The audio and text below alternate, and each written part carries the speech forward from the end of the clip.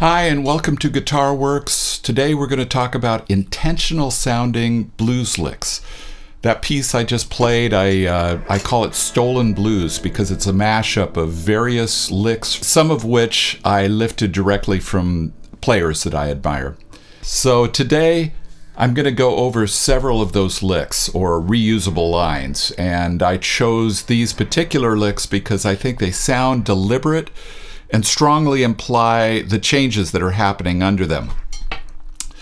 The reason I'm doing this video is everyone learns differently, and when I was a kid I learned licks, and when I started learning theory, note names, scale degrees, what was supposed to sound good and not sound good, suddenly the rate at which I was learning slowed down tremendously. I think the reason is licks get you there fast, and you're using your ears the whole time. I think theory is not particularly good at explaining how to sound good. What it's better at is explaining how you got there so you can find your way back again. So like always, I put a PDF with the tablature in the comments below. But for now, what I'm going to do is talk about some of those specific licks from that piece. So now let's go over some of the licks in this piece. I cleaned up my tone a lot. Also, when I give the measure numbers, I'm referring to those numbers in the PDF. The PDF starts with a pickup, so what you might think of, oh, this is measure 1, really is measure 2 because of the way it is in the PDF. So use the PDF when I'm speaking of measure numbers. Speaking of the PDF, I'm not 100% sure that I got all the rhythmic phrases correct, so you'll want to listen to what I'm playing as much as reading the tab. So the first line I'd like to talk about comes from measures 13 and 14. It's at the top of the second pass through the changes. I heard Josh Smith play this in a video. He's such a great player, and it's really pretty simple, but perfectly represents the changes in a very cool way. It goes.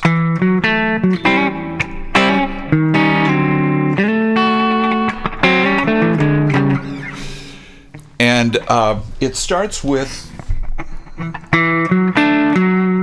which some people say is kind of a Hendrix lick. You don't have to play it the same way. You could play it. It's essentially an E sus or E11. It's a pickup of the 5 chord to 1. And when it goes to the 1, it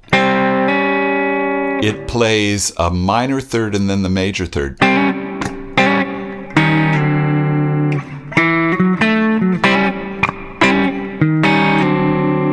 And then swoops down to the 4 chord, the D in this case. And then he goes, and then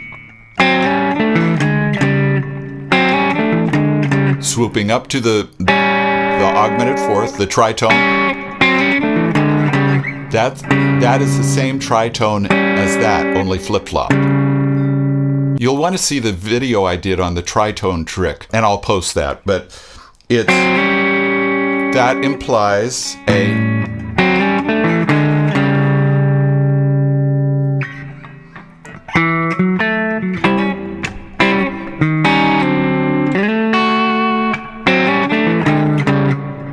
and I put a tag on the end, which is, that's A7.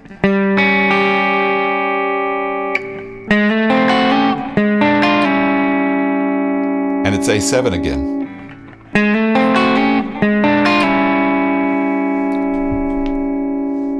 Although I very rarely use bar chords, like a full bar chord, like say there's an A7. It's stuff that we all learned early on, you know, the whole... Even though I've known them for years, I never play them, really, I mean, maybe occasionally. I'm always visualizing them. because I'm playing segments of them. So right?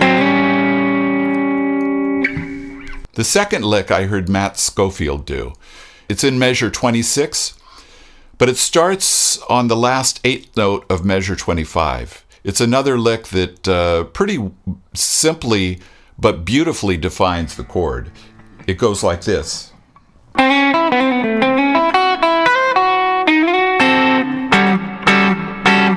Now, what I heard him do was just the beginning of it. It really says A7. You should learn it in different places. I'll do it for A. Now D. Now, another cool thing about this lick is you can turn it around. Instead of, you can start with the, and then the D. Do the first part last, right? So, sounds just as cool.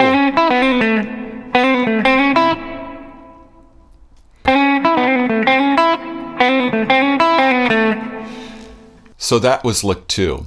The third lick is measure 35, but it's got a lead in from 34.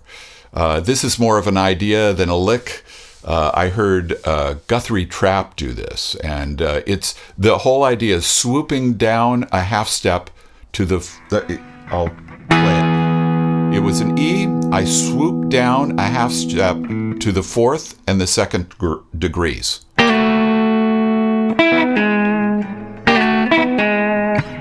In the Etude, I did this.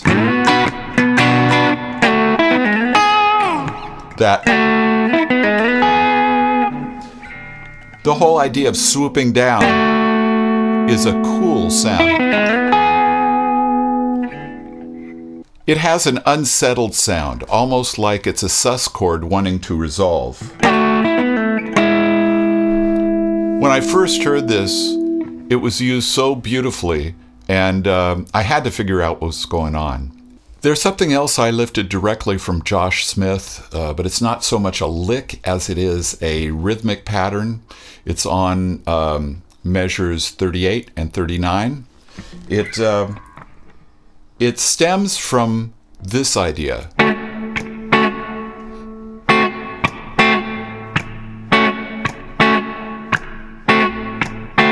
But he added this little triplet on top.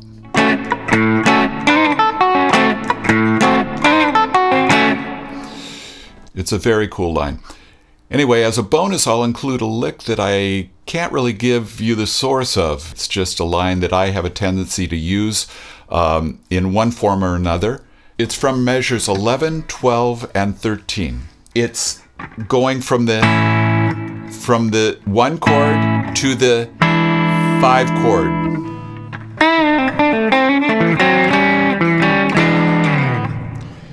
What I do is it uses that flat third to third, to major third, then the tritone again,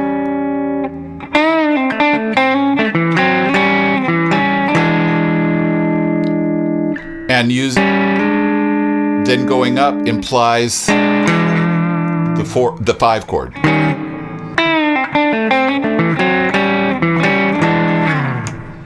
So the point of this video was to say that learning licks is valuable, at least for me. At one time, I was under the impression that I should abandon learning licks for just applying theory somehow, but I was wrong.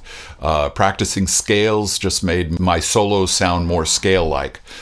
And arpeggios are actually very useful because they help you visualize the chord tones.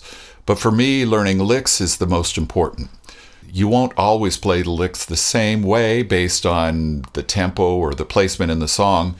In fact, I'm sure I didn't sound like any of those players whose licks I borrowed. I'm giving them back, so technically borrowed. A good lick is like a statement. Learning scales is like learning the alphabet. You do need to know it, but no matter how well you learn the alphabet, you can say it very fast, impressively.